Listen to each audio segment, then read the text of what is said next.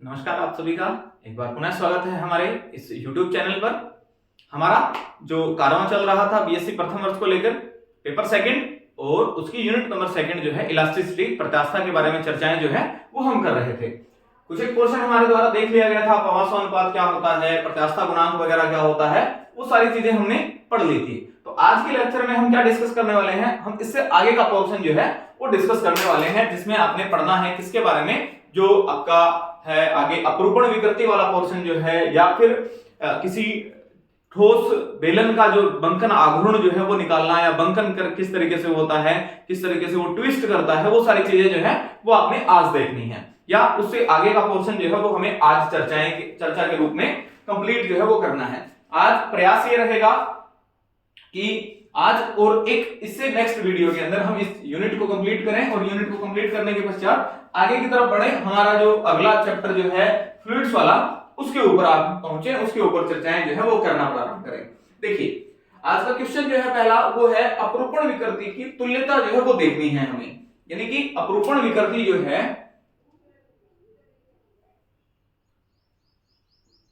अपरूपण विकृति की तनन तथा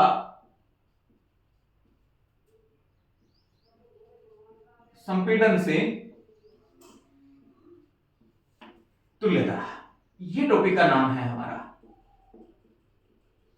इससे पहली क्लास के अंदर, इससे लास्ट लेक्चर के अंदर जो है हमने किसके बारे में डिस्कशन किया था, हमने अपरूपण प्रतिबल की तुल्यता जो है वो देखी थी। मैंने आपको वहां भी कहा था कि दो प्रकार की स्थितियां हैं, एक बार विकृति को तुल्य करना है, एक बार हमें तुलना करनी है आपका किसके, प्रतिबल के बारे में। अगर आपने लास्ट क्लास नहीं देखी है तो YouTube के ऊपर हमारी वो क्लास रखी हुई है, इससे जस्ट प्लेलिस्ट में जाइएगा, आपको वहां वो क्लास मिल जाएगी। पहले उस क्लास को देखिए, फिर इसके पश्चात जो है वो आगे की तरफ जो है वो हम क्या करेंगे, अपना गति जो है उसको आगे की तरफ बढ़ाएंगे, हम अपनी आगे की तरफ जो है अपना प्रयास जारी रखेंगे। देखिए अपरूपण विकृति की तनन तथा संपीड़न से तुल्यता, यानी कि जो आपका सीरिंग जो स्ट्रेन जो होती है उसकी कंप्रेसिव और जो आपका टेंसाइल जो एक तरीके से स्ट्रेन जो है उनके साथ आपको क्या करना है, कंपेयर करना है। यानी कि लंबवत दिशाओं में उसकी तुल्यता देखनी है, जो विकृति यहां निकल के आएगी। एक बार संपीड़ित होगा, दूसरी बार वहां क्या होगा, एक तरीके से तनन जो है उसकी घटना देखी जाएगी। इसको देखने से पहले या फिर इसको शुरू करने के से पहले हमें क्या मान के चलना है, हम कल्पना करके चलते हैं कि कोई एक घन है, एक क्यूब है, और उसका एक सामने वाला फेस जो है वो हमने बना लेना है। जैसे ये बना, आपके पास ये वाली स्थिति बनी, एक क्यूब जो है वो यहां हम बना लेते हैं, एक क्यूब की क्या कर लेते हैं, कल्पना कर लेते हैं। ये एक क्यूब है और ये क्यूब का आपके सामने वाला फेस है, या फिर फ्रंट फेस जो है वो ये है। इसका नामकरण करते हैं, ये आपका पोर्शन हुआ ए, ये बना बी, ये सी, ये डी, ये स्थिति बनी। और इसके लिए अगर मैं इसके विकिरणों की बात करता हूं तो आपके पास कौन कौन सा विकिरण है, एक विकिरण है आपके पास विकिरण एसी, और दूसरा विकिरण जो है वो क्या है आपका विकिरण डीबी जो है, ये आपके पास इसका दूसरा विकिरण है। यानी कि ये एक घन है। अभी तक इसके ऊपर हमने किसी तरीके का कोई भी बाह्य बल आरोपित नहीं किया है, या फिर किसी भी तरीके का कोई बल जो है वो आरोपित नहीं किया हुआ है। सामान्य सी स्थिति है, ये इस प्रकार का आपको दिखाई देने वाला है। अब क्या करते हैं, पहले सबसे पहले तो ये मान के चलेंगे कि जो आपका सीडी है उसको क्या कर दीजिए, फिक्स कर दीजिए। सीडी जो है इसको स्थायी कर दिया हमने, अब ये हिलेगा नहीं, ये फिक्स हो गया। सीडी नहीं हिलने वाला, ये फिक्स हो गया। अब इसके फिक्स होने के पश्चात हम क्या करते हैं, जो एबी इसका भुजा जो है इसके ऊपर एक बाह्य बल क्या करते हैं, आरोपित करते हैं, या स्पर्श रेखीय बाह्य बल जो है उसको क्या करते हैं, आरोपित करते हैं। यानी कि इस तरीके वाली कंडीशन है। यहां हमने इसके ऊपर बल आरोपित किया, जैसे ही हम इसके ऊपर बल आरोपित करेंगे, ये आपने क्या बनाया, ये आपने बना लिया, मान लेते हैं बल एफ की डायरेक्शन जो है ये मैंने आपको यहां शो कर दी। ये आपका बल जो है वो इस दिशा में काम करता है। इस बल के प्रभाव में देखिए स्थिति क्या बनेगी। अब इसको मैं थोड़ा सा अलग पेन से जो है अलग आपको शो करने के लिए ये मान के चलता हूं कि यहां ये आ गया, ए जो है वो अपनी स्थिति से विस्थापित हुआ, ए डैश के ऊपर आ गया, बी अपनी स्थिति से विस्थापित हुआ इस दिशा में, और विस्थापित होने के पश्चात मान लेते हैं इस स्थिति के ऊपर आ गया, और इसको मैंने नाम दे दिया क्या, ये आपका बी डैश जो है वो बन गया। ए और बी डैश की स्थितियां परिवर्तित हो गई। स्थितियों के परिवर्तन होने से अब आपको भुजा कैसे दिखाई देगी, जो एडी भुजा थी अब वो आपको दिखाई देगी ए डैश डी के रूप में, और जो आपको सीबी जो था आपका वो कैसा दिखाई देगा, सीबी आपको दिखाई देगा बी डैश सी के रूप में। जो इनका एक तरीके से परिवर्तन ये हुआ है, इसी को तो आप क्या कहते हैं, अपरूपण जो है या फिर सीयरिंग जो है वो बोला जाता है। मान लेते हैं ये अपरूपण कोण जो है वो कितना बना लिया आपने, फाई अपरूपण कोण जो है वो यहां आपका क्या हो गया, आपको प्राप्त हो गया। ये तो इसकी सामान्य सी स्थिति थी कि हमने इसके ऊपर बल आरोपित किया और बल के आरोपित करने के पश्चात इसकी स्थिति जो है वो परिवर्तित हो गई और आपको इस तरह की कंडीशंस जो है वो दिखाई देने लग गई। अब यहां एक चीज और देखिए कि पहले जो ये ऐसे विकिरण था अब आपको कहां दिखाई दे रहा है, क्योंकि ए जो है ए डैश के ऊपर आ गया तो विकिरण जो है वो भी तो परिवर्तित हो जाएगा, और वो परिवर्तित होके मान लेते हैं वो आपको यहां से दिखाई दे रहा है, उसकी स्थिति हो गई ए डैश सी वाली। सेम एज डी जो है या फिर डीबी जो आपका विकिरण था वो अब आपको कहां दिखाई देने वाला है, उसके लिए इसकी स्थिति जो है वो आपको ये दिखाई दे रही है, वो बन गया है डी बी डैश जो है उसके रूप में आपको दिखाई देने वाला है। ये स्थिति आपने बना ली है या फिर इतना जो है वो आपने इसके अंदर जो है वो क्या कर लिया, एक तरीके से परिवर्तन जो है वो यहां देख लिया। अब क्या मान के चलूंगा, मैंने यहां ये कंसीडर कर लिया कि माना इसकी भुजा की लंबाई जो है वो क्या है, एल इसकी भुजा की एक लंबाई है, या फिर इसका भुजा जो है वो एल भुजा जो है वो यहां मान ली, या ऐसा मान के चलिए इसको थोड़ा सा इसको परिवर्तित कर लें, इसको डेल्टा एल मान, चलो इसको ऐसा मान लीजिए आपका एल, और ए डैश जो है इसको मैंने मान लिया स्मॉल एल। तो एडी जो है वो इसकी भुजा की लंबाई है जो कि एल है, ए डैश यानी कि जो विस्थापन हुआ है, जो परिवर्तन हुआ है ए डैश वाला, वो क्या होगा, वो आपने मान लिया, मान लेते हैं स्मॉल एल। ए डैश विस्थापन यहां इसके अंदर प्राप्त हुआ था, उसको आपने स्मॉल एल मान लिया। अब देखिए हो क्या रहा है, क्या कंडीशन क्या बन रही है, जैसे ही अब इसके बारे में चर्चा करते हैं या फिर जैसे ही मैं इसके बारे में बात करता हूं, ये घन का एक स्थिति थी। अब ए से सी वाला, पहले ये एसी था, अब क्या हो गया है, ये ए डैश सी हो गया है, तो इसकी लंबाइयों में कुछ परिवर्तन आएगा। अगर मैं यहां से इसके ऊपर एक लंब आरोपित कर देता हूं, यहां से इसके ऊपर एक लंब डाल दिया जाएगा, तो इस लंब से ऊपर वाला हिस्सा जो है, यहां से ऊपर वाला हिस्सा, यहां से नीचे वाला हिस्सा तो समान है, लेकिन ये इतना फैक्टर जो है वो यहां थोड़ा सा एक्स्ट्रा आ गया, और इसको मैं नाम दे देता हूं ए एफ, और सेम एज जो आपका बी है उसके से ऊपर भी यहां से क्या डाला जाए, एक लंब जो है वो आरोपित कर दिया जाए, यहां से एक लंब जो है वो मैं इसके ऊपर आरोपित कर देता हूं। तो जैसे ही मैंने इसके ऊपर यहां लंब आरोपित किया और इसको नाम क्या दे दिया मैंने, पॉइंट ई जो है वो यहां इसको नाम दे दिया। एक और चीज देखो, और वो क्या है, वो ये है कि एंगल ए जो है पहले कितना था, कंप्लीट था 90 डिग्री का, लेकिन अगर इसकी बात की जाए, ये वाला एंगल जो है अगर इसकी बात की जाए तो ये एंगल आपको कितना दिखाई देगा, ये एंगल आपको 45 का दिखाई जो है वो दे रहा होगा, या फिर आपको 45 डिग्री का एंगल जो है वो यहां आपको दिखाई दे रहा है। ये स्थिति बन गई, 45 डिग्री का एक एंगल जो है वो यहां आपको प्राप्त हो गया। अब सारा का सारा काम जो है जो अब तक करते आए थे उन्हीं को मान के चलेंगे, उन्हीं के आधार पर इसको सोल्व जो है वो कर लिया जाएगा। देखिए आपको सबसे पहले किसके बारे में पता होना चाहिए, आपने अपरूपण विकृति जो है वो यहां बनाई थी, अपरूपण विकृति यहां आई थी, यानी कि फाई जो है वो आपका क्या है, अपरूपण कोण बना हुआ है, और अपरूपण कोण बना हुआ है तो ऐसी स्थिति में सबसे पहले तो किसको लिखें, इस फाई के बारे में ही चर्चा कर लेते हैं। तो अपरूपण कोण या अपरूपण विकृति फाई किसके बराबर होगा, वो बराबर होगा यहां से ये ए डैश, ए डैश अपॉन किसके बराबर, एडी के बराबर, जो कि बराबर किसके है, ए डैश का मान कितना है, स्मॉल एल है, इसका मान कितना है, एल इसका मान है। सेम एज अगर मैं इसके टर्म्स के अंदर इसको लिखना चाहता हूं तो वो क्या बन जाएगा, बी डैश अपॉन सीबी के बराबर हो जाएगा। तो यहीं इसको लिख दें, ये बना लेते हैं बी डैश अपॉन सीबी या बीसी के रूप में। आपको एक इक्वेशन जो है वो फाई के रूप में क्या हो गई है, प्राप्त हो गई है। फाई का एक मान जो है वो यहां से आपने क्या कर लिया है, प्राप्त कर लिया है, ये फाई की वैल्यू आ गई।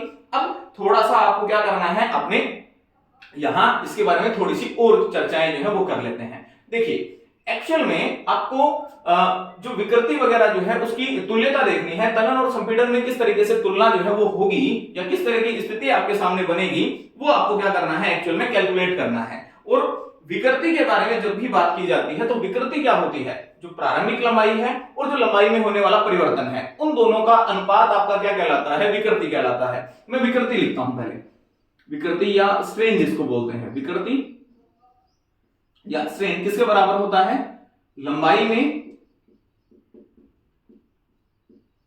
या विमा में होने वाला परिवर्तन अपॉन प्रारंभिक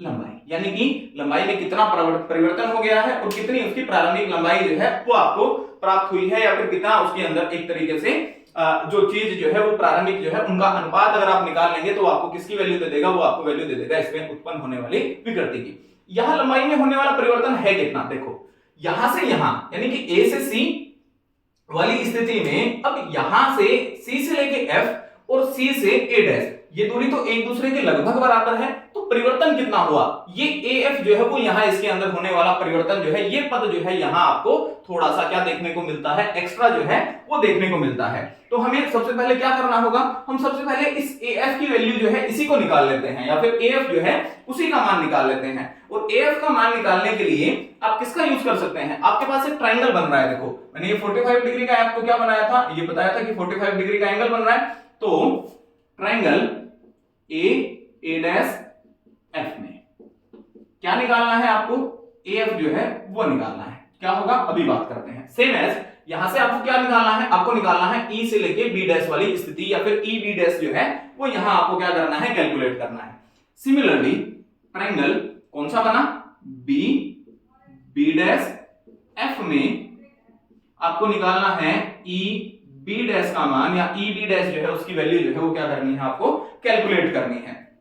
तो ऐसी स्थिति में देखिए क्या निकालें आप, किस तरह की स्थितियां जो है वो बनाए, यहां अपना ट्राइंगल बना हुआ है, ये यहां से लंब डाला, ये 90 डिग्री, ये 45 डिग्री का एंगल है, तो ऐसी स्थिति में हम डायरेक्ट यहां जो हमारा तरीका जो है वही यूज कर लेते हैं, लाल बटा कक्का जो है उसको यहां क्या कर लेते हैं, प्रयोग कर लेते हैं, लाल बटा कक्का यहां लगा देंगे, तो cos 45 का मान जो है वो इसके बराबर होता है, AF इक्वल टू बराबर आ जाएगा A dash cos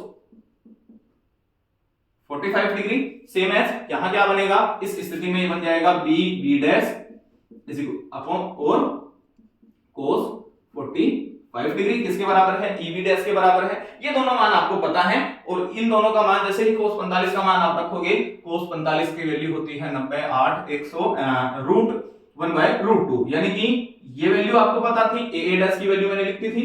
same as यही तो आपका B डैश भी है, तो ये क्या बनेगा, ये बना आपका L/√2। सेम एज ये भी क्या बनेगा आपका L/√2 जो है वो इसकी वैल्यू भी आपको प्राप्त हो जाएगी। अब क्या निकालना है, आपको वैल्यू निकालनी थी, आपने किसका मान निकाल लिया, आपने वैल्यू जो है वो निकाल ली है किसकी, AF, और जो आपके पास EB डैश है उसका मान आपने क्या कर लिया है, कैलकुलेट कर लिया है। अगर यहां से आपके विकिरण में होने वाला परिवर्तन जो है वो आपने देखना है, तो कितना परिवर्तन होगा उसके लिए आपको क्या चाहिएगा, विकिरण के अनुदिश ही। अच्छा एक और बात, जो परिवर्तन होगा तनन और जो आपका संपीड़न है, यानी कि कौन सी दो घटनाएं हैं, एक तो तनन की घटना है, दूसरी कौन सी घटना है, दूसरी आपकी संपीड़न जो है उसकी घटना है। ये दोनों घटनाएं किसके अनुदिश हो रही हैं, या फिर किसकी स्थिति के रूप में आपने इसको देखना है, तनन और संपीड़न की जो दोनों घटनाएं हैं वो देखिए। यहां क्या हो रहा है, पहले AC था, अब A' हो गया, इतना हिस्सा यहां से AF वाला वो कम हो गया है, तो ऐसी स्थिति में जो आपका AC है उसके अनुदिश तो क्या हो गया है, संपीड़न की घटना हो गई है, और जो DB है, DB डैश वाला स्थिति है, यानी कि विकिरण DB के अनुदिश क्या हो गया है आपका, DB के अनुदिश आपके जो तनन की प्रक्रिया जो है उसका मान जो है आपके क्या प्राप्त जो है आपके रूप में आपको इसमें मिल जाएगा।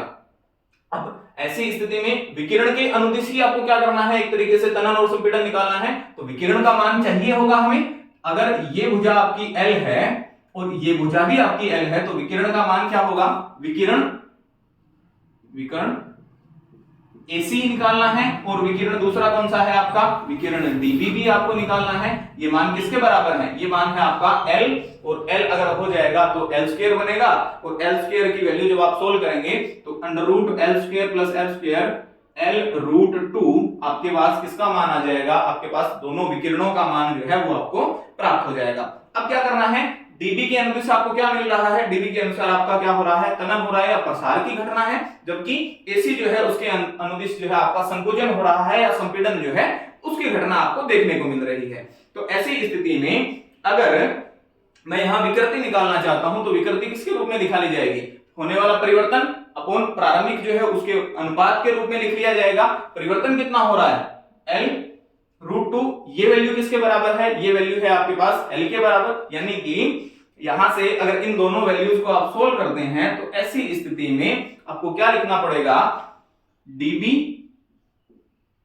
के अनुदिश किसकी घटना है, तनन की घटना है, तनन या तनन के स्थान पर किसको प्रसार भी बोल सकते हैं। प्रसार जो है वो कितना होगा, जो परिवर्तन आया था बराबर है EB डैश अपॉन प्रारंभिक क्या है dB है, dB मान के चले थे, ठीक है भाई, dB is equal to L upon √2 upon L√2।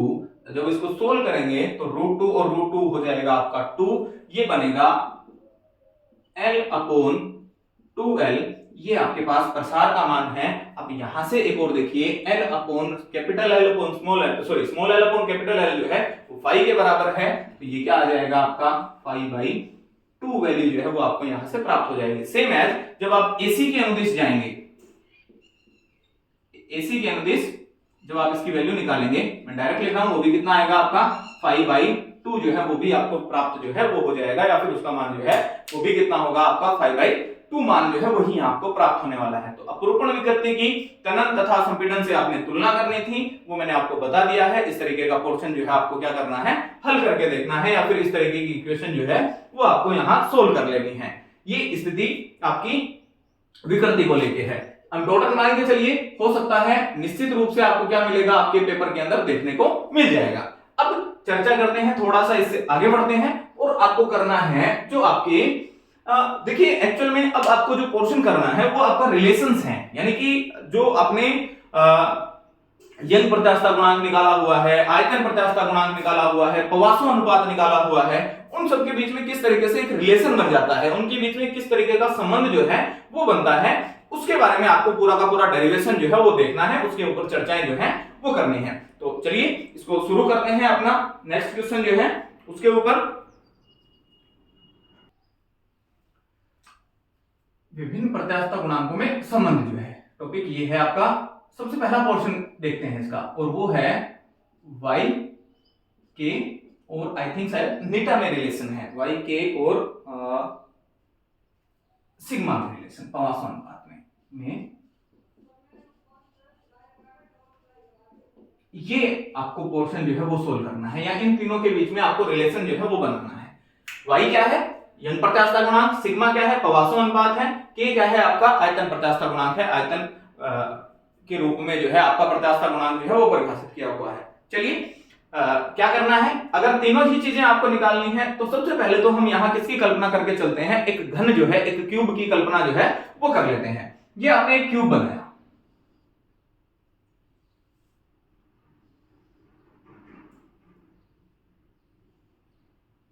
मान लेते हैं ये वाली स्थिति है आपके पास, इसको प्रदर्शित कर देते हैं।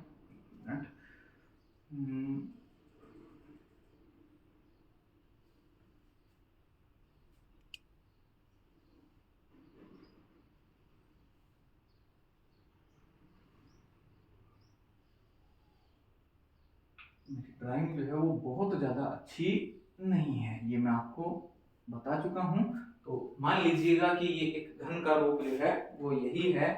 एक मिनट, वो थोड़ा सा इसको हाईलाइट कर देते हैं। चलिए ये मान लेते हैं, चलिए ये स्थिति है, ये आपका एक डायरेक्शन, ये आपका डायरेक्शन दूसरी, ये आपकी एक दूसरी डायरेक्शन है, एक्स वाई और जेड। अब आपने करना क्या है, आपने एक क्यूब की कल्पना कर ली। अब इसका क्या करते हैं, इस क्यूब के ऊपर हम कुछ बल वगैरह जो है वो आरोपित करेंगे, और इस बल के लगने के कारण इसमें किस तरीके से परिवर्तन आएगा, आपको लंबाई के अनुदिश परिवर्तन देखना है, आयतन में परिवर्तन देखना है, और आपको अल्फा अपॉन बीटा यानी कि पार्श्व और अनुदैर्ध्य विकृतियों का अनुपात जो है वो देखना है। ये तीन चीजें आपको बेसिकली चाहिए।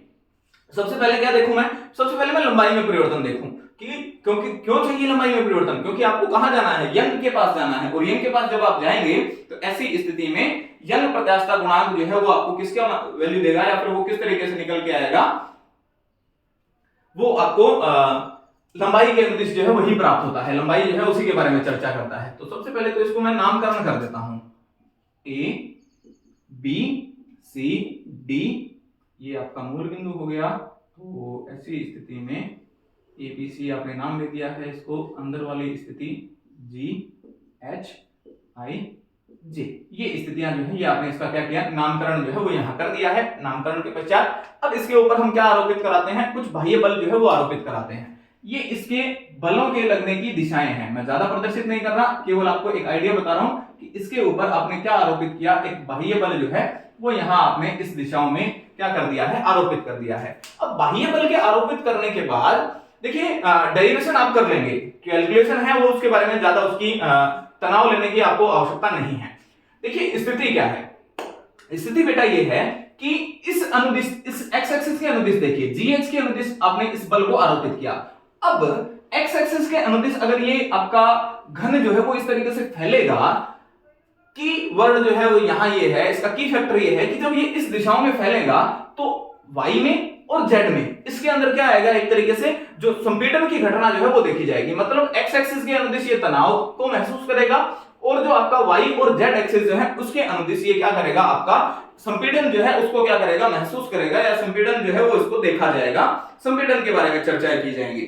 अब सॉल्यूशन देखते हैं इसका, डेरिवेशन जो है वो यहां किया जाए तो सबसे पहले तो क्या माना इसकी भुजा जो है उसकी लंबाई एकांक लंबाई की है, एकांक लंबाई की भुजा है। अगर एकांक लंबाई की भुजा है तो आयतन बताइए जरा मुझे, आयतन बराबर v, आयतन v is equal to 1 into 1 into 1 is equal to 1, और मीटर में अगर मान के चलेंगे तो वो उसकी विमा जो है वो यहाँ क्या कर ली जाएगी, प्रयोग कर ली जाएगी। एकांक आयतन है, इसको इक्वेशन नंबर फर्स्ट मान लीजिए, या नहीं भी मानोगे तो चल जाएगा आपका काम, इक्वेशन वगैरह जो है वो यहाँ इसका मान के चलते रहेंगे। अच्छा, फिर इसके बाद में अब जब आपने इसके ऊपर बल आरोपित किया, बल के आरोपित करने के बाद क्योंकि आपको यंग के पास जाना है, यंग प्रत्यास्थता गुणांक कहता है प्रतिबल बटा विकृति।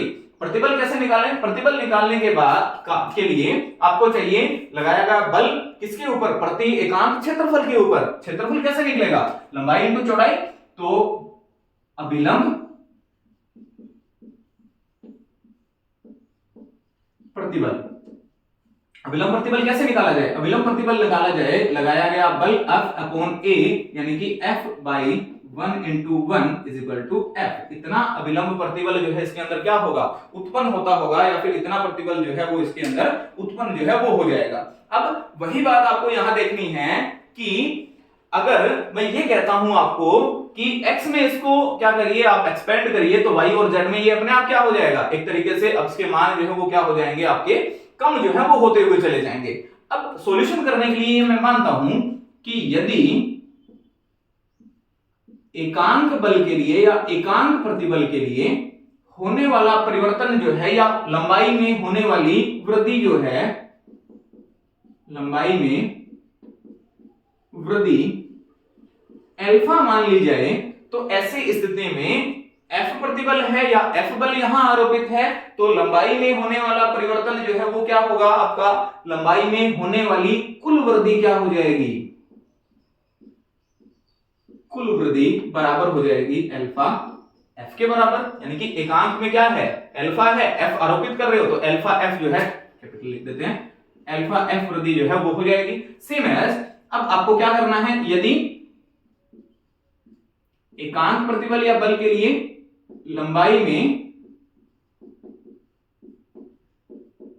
संकुचन कितना वो संकुचित हो जाती है, संकुचन जो है उसको क्या माना, मैं बीटा जो है वो मान लेता हूं। अगर संकुचन मैंने बीटा मान लिया है तो ऐसी स्थिति में संकुचन अगर बीटा है तो कुल संकुचन कितना हो जाएगा, टोटल जो है वो कितना कंप्रेस होगा, कितना संकुचन होगा, वो होगा बीटा इंटू एफ, या बीटा एफ के बराबर हो जाएगा। ये बीटा एफ इसमें संकुचन जो है, या एक तरीके से क्या मान के चलेंगे, टोटल बीटा एफ संकुचन जो है वो हो जाएगा। एक बात जो मैंने स्टार्ट में कीवर्ड के रूप में बताई थी आपको कि अगर x में प्रसार होगा तो y और z जो है उसके अंदर क्या हो जाएगा, आपका y और z में आपका संकुचन जो है वो देखने को मिलेगा आपको, और n स्थितियों में आपको संकुचन जो है वो आपको प्राप्त हो जाएगा। तो ऐसी स्थिति में उत्पन्न होने वाला टोटल परिवर्तन कितना हो जाएगा उसके ऊपर चर्चा करते हैं। देखिए f आरोपित किया, अल्फा एक परिवर्तन आएगा, बीटा एफ जो है उसके अंदर संकुचन आएगा।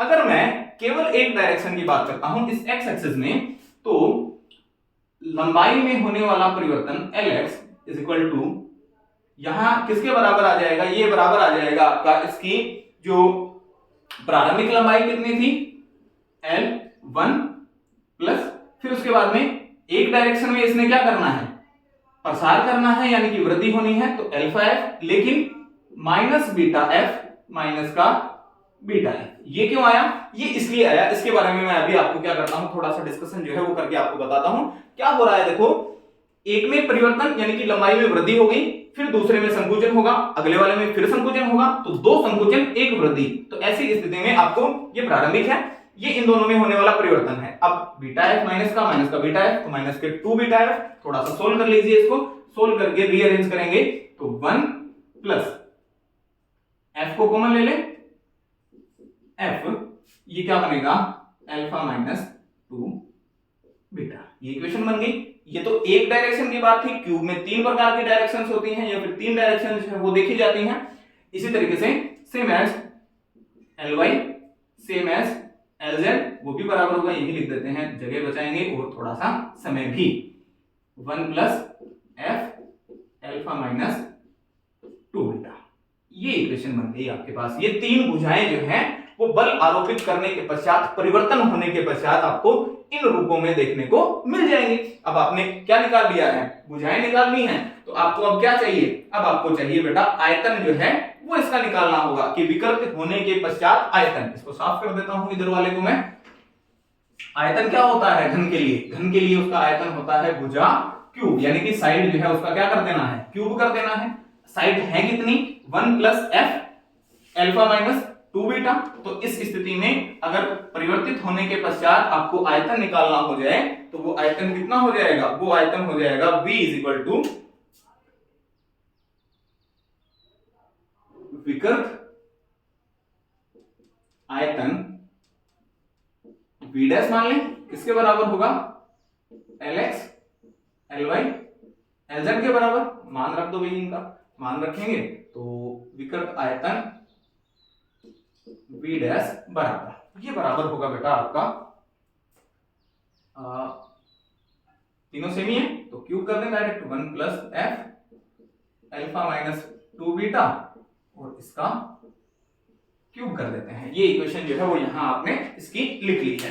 अब क्या किया जाए, 1 प्लस एक्स क्यूब वाला फॉर्मूला जो है वो यहां लगाना है आपने, तो इसको मैं बाइनोमियल एक्सपेंशन करता हूं। 1 प्लस एक्स की पावर 3, 1 प्लस एक्स की पावर जो है वो क्यूब जो है वो आपको सोल्व करना है। जब आप इसको सोल्व करोगे तो 1 प्लस nx वाला फॉर्मूला लगाएंगे और आगामी पदों को क्या मानते हुए, नगण्य मानते हुए ये इक्वेशन जो है वो इस तरीके से सोल्व की जा सकती है। v dash is equal to, direct लिख देता हूं 1 प्लस, ये बाहर आगे आ जाएगा, बाकी के पद जो है वो नगण्य मान लेंगे। बाइनोमियल एक्सपेंशन वाला पोर्शन है ये 1 plus 3f alpha minus 2 beta. क्या वैल्यू आ गई, ये आपका आयतन आ गया। इस आयतन के साथ अब आप क्या करेंगे, थोड़ा सा परिवर्तन वगैरह करके हम क्या निकाल लेंगे यहां से, विकृत होने के बाद आयतन, प्रारंभिक आयतन कितना था, प्रारंभिक आयतन आपके पास ये था, तो आयतन में परिवर्तन, आयतन में परिवर्तन कितना चेंज आएगा, चेंज आएगा कितना, ये आएगा v dash minus v is equal to यहां 1 plus 3f alpha minus 2 beta minus 1, यहां माइनस से ये माइनस कट जाएगा, तो dv जो है या फिर आयतन में होने वाला परिवर्तन किसके बराबर है, 3f अल्फा माइनस 2 बीटा के बराबर है। ये परिवर्तन है, प्रारंभिक आयतन आपके पास आपने निकाला हुआ था, तो आयतन में उत्पन्न होने वाली विकृति, आयतन विकृति निकाल लो, क्या होता है परिवर्तन, आयतन में परिवर्तन, चेंज इन वॉल्यूम अपॉन जो आपका प्रारंभिक आयतन है, यानी कि जो इनिशियली आपके पास वॉल्यूम थी वो क्या आएगा, वो इस तरीके से निकाला जा सकता है। परिवर्तन कितना हुआ 3f अल्फा माइनस 2 बीटा, प्रारंभिक कितना था, प्रारंभिक आयतन था इसका 1, तो आयतन विकृति dv जो है वो आपने कितनी निकाल ली, वो निकाल लिया आपने 3f अल्फा माइनस 2 बीटा। हाँ जी ठीक है। अब आपको क्या निकालना है, अब आपने निकालना है यहां से इसके लिए आयतन प्रत्यास्थता गुणांक की परिभाषा जो है उसका प्रयोग कर लीजिए, क्योंकि k निकालना था तो k आयतन प्रत्यास्थता की परिभाषा से k बराबर प्रतिबल बटा विकृति। और प्रतिबल कैसा, क्योंकि जब भी आयतन के बारे में बात करते हैं तो मैंने आपको W के बारे में बताया था, तो ये दाब प्रतिबल बटा विकृति। प्रतिबल जो है वो कितना है, अभी निकाला हुआ था, अभिलंब प्रतिबल या प्रतिबल जो है वो आपका F के बराबर है, तो F अपॉन A के बराबर है एक्चुअल में। तो इसको K is equal to F upon विकृति कितनी है 3F अल्फा माइनस 2 बीटा के बराबर। इस F से ये F जो है वो क्या हो गया, कैंसिल आउट हो जाएगा, ये एक दूसरे से को क्या कर देंगे, कैंसिल कर देंगे। तो इसको चेंज करके लिखिए थोड़ा सा, ये बनेगा 1 अपॉन 3 अल्फा माइनस 2 बीटा के बराबर। अब क्या करें, अब आपने यहां देखो बीटा है, यहां अल्फा है, आपको क्या और चाहिए, k आ गया, अल्फा बीटा आ गया, यानी कि आपको सिग्मा भी चाहिए। सिग्मा होता है बीटा अपॉन अल्फा, तो यहां से अल्फा को कॉमन निकाल सकते हैं। k is equal to 1 upon 3 alpha 1 minus 2 beta upon alpha. ये इक्वेशन बनी, अल्फा को ऊपर भेज दिया जाए थोड़ा सा रीअरेंज वगैरह करके, तो k इज इक्वल टू, इसको ऐसे लिखिए 1 upon alpha upon 3 1 minus 2 beta upon alpha. ये इक्वेशन जो है वो यहां आप क्या करिए, इस तरीके से लिख के देखिए। Alpha upon beta upon alpha जो है वो तो आपको पता है सिंपली किसके बराबर आ जाएगा, वो सिंपली आपका एक तरीके से सिग्मा के बराबर आ जाएगा। और क्योंकि आपने विकृति जो है अनुदैर्ध्य विकृति आपकी अल्फा होती है, तो अनुदैर्ध्य विकृति अल्फा बन जाएगी। आपका 1 अपॉन अल्फा जो है एकांक प्रतिबल था, एकांक प्रतिबल के लिए अगर हम बात करते हैं तो उत्पन्न होने वाला आपने एकांक लंबाई में वृद्धि माना था, एकांक, इसलिए ऐसी स्थिति में डायरेक्ट लिख देता हूं। चलो मैं ये जो वैल्यू है 1 अपॉन अल्फा है, 1 अपॉन अल्फा, इसको आप किसके बराबर मान सकते हैं, वो आपका y जो है यानी कि यंग प्रत्यास्थता गुणांक के बराबर आप इसको मान सकते हैं। कारण क्या है, क्योंकि लंबाई में वृद्धि वहां आपने अल्फा मानी थी, प्रारंभिक लंबाई आपने इसकी 1 मानी, तो अल्फा अपॉन 1 किसके बराबर आ जाएगा, आपका लंबाई में होने वाला परिवर्तन f अपॉन अल्फा, और वो यहां क्या मान के चलेंगे, अभिलंब प्रतिबल बटा अभिलंब विकृति, वो आपका यंग प्रत्यास्थता गुणांक की क्या देती है, आपको डेफिनेशन जो है वो प्रदान करती है। तो ऐसी स्थिति में अब आपकी इक्वेशन क्या बन जाएगी, आपकी इक्वेशन बन जाएगी, इसको फिर से रीअरेंज करिए। रीअरेंज करने के बाद में ये बनेगा y is equal to, sorry k के रूप में है, k is equal to y upon 3 1 minus 2 sigma. ये रिलेशन है किसमें, k y और सिग्मा के बीच में, या फिर इन तीनों के बीच में इस तरीके का एक रिलेशन जो है वो आपको क्या हो जाता है, प्राप्त हो जाता है। इसी तरीके से अब नेक्स्ट इसका पोर्शन जो है वो आपको मैं ये चाहूंगा कि आप स्वयं जो है उसको सोल्व कर लीजिएगा। अगला पोर्शन जो है, जो आपको अगला रिलेशन देखना है, 3 से 4 रिलेशन है इसके, वो सारे जो हैं इसी पैटर्न के ऊपर आधारित है। सारा का सारा पोर्शन जो है वो यही है, इन्हीं की कैलकुलेशन को करते हुए जो है वो आपको ये देखना है। तो नेक्स्ट पोर्शन जो है उसको करके देख लीजिएगा। अगर नहीं आप कर पाएंगे तो आप जल्दी से जल्दी मुझे कमेंट करिए, मैं आपको उसके लिए एक नई वीडियो जो है वो आपको यहाँ प्रोवाइड करवाऊंगा, उसके अंदर पूरी की पूरी चीजें जो है वो भी देखी जाएंगी। ये पोर्शन यहाँ खत्म हुआ, अब इसके न्यूमेरिकल पोर्शन के ऊपर चलते हैं। एक आज की क्लास में इसका लास्ट न्यूमेरिकल जो है वो देख लेते हैं, बाकी की चर्चाएं जो है वो अपनी नेक्स्ट क्लास के अंदर क्या करेंगे, खत्म करेंगे। इसका एक टॉपिक और बचा है, एक टॉपिक और करने के पश्चात अभी के लिए आपका काम जो है वो यहाँ खत्म हो जाएगा। चैप्टर तो देखो खत्म नहीं होगा, क्योंकि पढ़ना जो है वो कभी भी खत्म नहीं होता, या फिर जो भी आपकी एक तरीके से ये मान के चल सकते हैं कि ज्ञान की कोई सीमा नहीं होती, जितना आप पढ़ोगे उतना आपके लिए ज्यादा अच्छा है।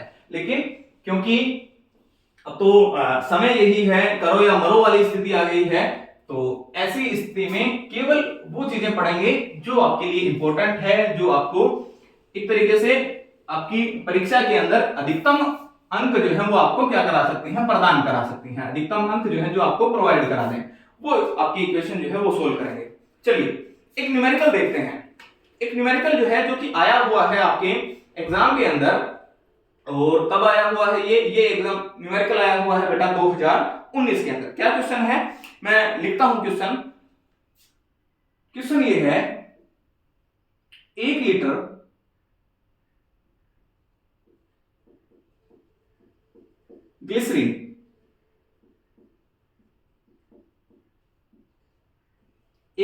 ग्लिसरीन पर दाब 9.8 गुना 10 की पावर 5 न्यूटन मीटर स्क्वायर दाब जो है वो लगाया जाता है, तथा इसके आयतन में कमी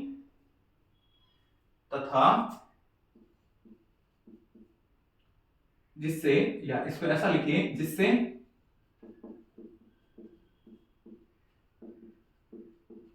आयतन में कमी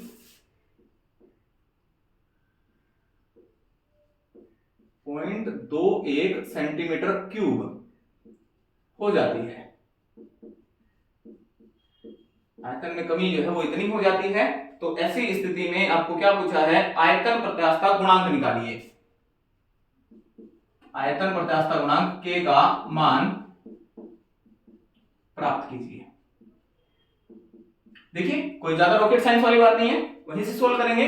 आपको मैंने क्या करवाया, सबसे पहले तो वो लिखो क्या दिया हुआ है, सोल्व करने का तरीका जो है वो भी नोट करके चलिए। सॉल्यूशन सबसे पहले क्या लिखेंगे, गिवन है, दिया है pressure P is equal to 9.8 into 10⁵ newton metre square. अच्छा, फिर इसके बाद में क्या गिवन है, आयतन में होने वाली कमी यानी कि डेल्टा V दे दिया आपको, delta V is equal to 0.21 centimetre cube. एक और चीज दिया हुआ है 1 लीटर, यानी कि प्रारंभिक आयतन कितना है, V जो है वो कितना है, वो है आपके पास 1 लीटर। तो 1 लीटर जो है इसको, अब आपको 3 चीजें आपको दे दी हैं, याद क्या करना है, ज्ञात करना है इसको, K को ज्ञात करना है। तो K के लिए डायरेक्ट फॉर्मूला यूज कर लेते हैं, मैं करवा चुका हूं आयतन प्रत्यास्थता गुणांक वाला, K is equal to P और V upon del V, dV by dV होता है, क्या होते हैं, सॉरी dV अपॉन V होता है। तो इसको आप सोल्व करके देखेंगे तो आपके पास क्या फॉर्मूला बन जाएगा, ये बनेगा आपका K into V upon del V। ये फॉर्मूला मैंने आपको करवा दिया था, यहाँ इसके साथ नेगेटिव साइन भी आता है, उसको यहाँ यूज नहीं कर रहे हैं क्योंकि वो आयतन में होने वाली कमी को क्या करता है, एक तरीके से प्रदर्शित करता है। ये पोर्शन है। एक यहाँ थोड़ा सा जो एक तरीके की समस्या जो है वो और है, समस्या ये है कि ये आपको कहां किस यूनिट के अंदर है, ये आपको दिया हुआ है लीटर में, जबकि आपको यहां मिला हुआ है जो आयतन में होने वाला परिवर्तन जो है वो आपका किस में है, सेंटीमीटर में है, या सेंटीमीटर क्यूब जो है उसके अंदर आपको प्रदान किया हुआ है। यहां याद रखिएगा 1 लीटर में 10⁻³ जो आपके मीटर क्यूब जो है वो आपको यहां देखने को मिलते हैं 10⁻³ मीटर क्यूब होता है। जब आप इसको कन्वर्ट करेंगे तो क्योंकि ये यहां मीटर जो है वो सेंटीमीटर में है, यहां मीटर में है, तो यहां पहले तो इसको जब आप कन्वर्ट करेंगे सेंटीमीटर को मीटर के अंदर तो 10⁻² आएगा, उसका क्यूब करेंगे तो आपको वैल्यू मिलेगी 0.21 इंटू 10⁻⁻6 मीटर क्यूब। ये इक्वेशन जो है वो आपको अब क्या करनी है, सोल्व करनी है, वैल्यू रख के आप इसकी कैलकुलेशन जो है वो कर लीजिएगा।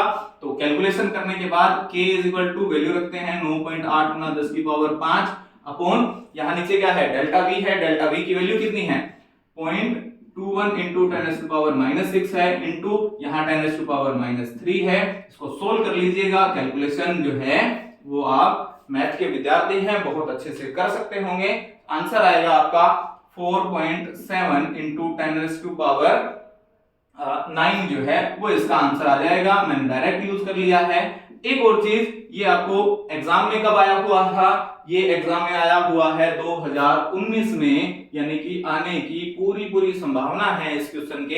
इस तरीके से आपको क्या करना है, सोल्व करना है। एक और चीज आपकी बुक से ही लिया हुआ है, बुक का एग्जाम्पल नंबर जो है वो मैं आपको फिर से बता देता हूं, एग्जाम्पल नंबर 4 जो है वो आपकी बुक में इसके अनुसार, या फिर ये एग्जाम्पल जो है वो वहां से आपको देखने को मिल जाएगा। तो ऐसी स्थिति में ये इस प्रकार की घटनाएं जो है वो आपको करनी है। एक टॉपिक और पढ़ना है, ठोस बेलन का जो एक तरीके से घूर्णन किस तरीके से होता है, वो किस तरीके से ट्विस्ट वगैरह होता है, वो टॉपिक और पढ़ना है। बाकी मुझे नहीं लगता, क्योंकि ठोस बेलन वाला आने की संभावनाएं बहुत ज्यादा है इस बार, बहुत महत्वपूर्ण है इस बार के लिए वो प्रश्न, वो देखना है। एक एग्जांपल जो है वो और देखेंगे, 2 एग्जांपल और हैं वो और करेंगे, 1-2 एग्जांपल, ये यूनिट आपकी क्या हो जाएगी, खत्म हो जाएगी। अगली क्लास के अंदर इसको खत्म करेंगे, तब तक के लिए स्टे ट्यून, थैंक यू।